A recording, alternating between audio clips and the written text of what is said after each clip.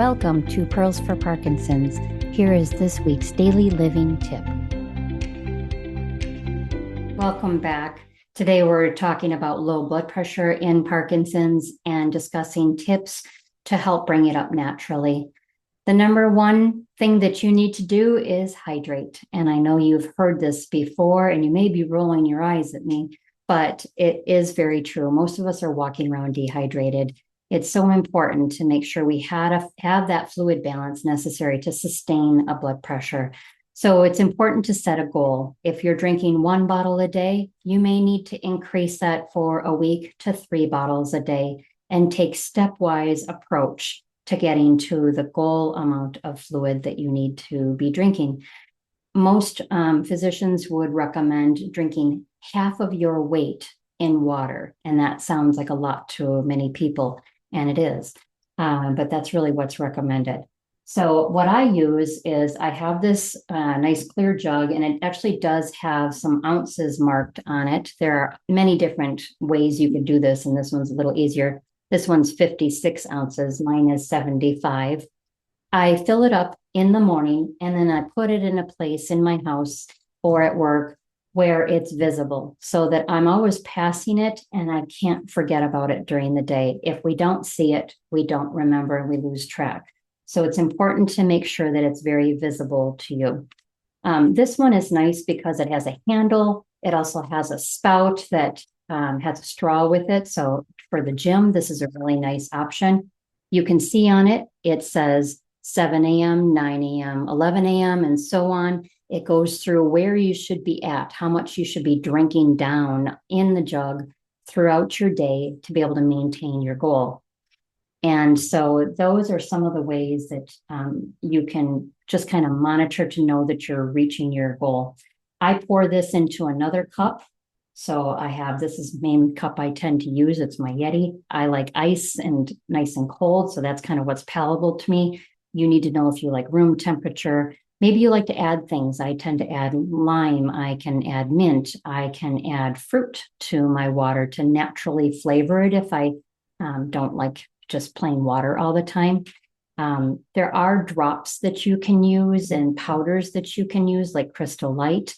I personally don't like a lot of artificial flavors, and I don't want coloring in my water. And so I kind of watch that.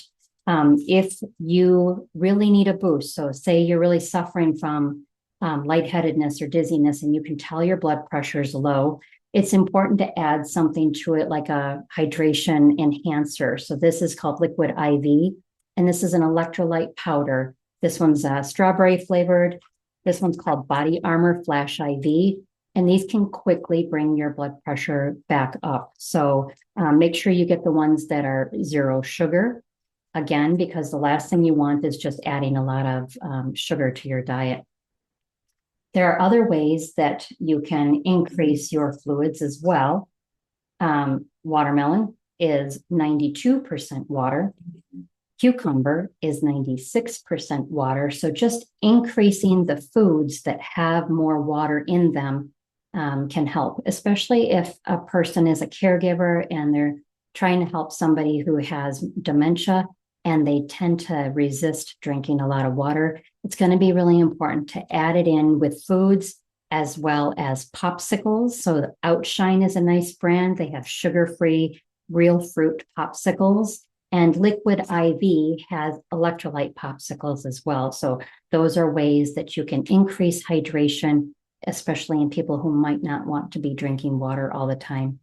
Herbal teas are another way of increasing your fluids. And also you can eat pickles, which are higher in sodium. Soy sauce is obviously high in sodium. V8 can be used, and not the low sodium, the regular sodium one, V8.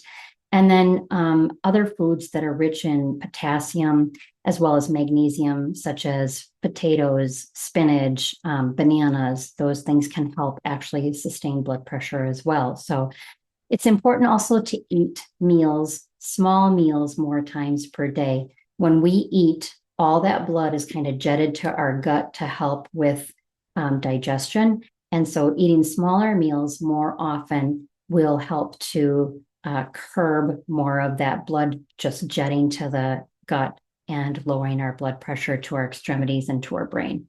I hope you find these tips useful and you tune in next week for more Pearls for Parkinson's.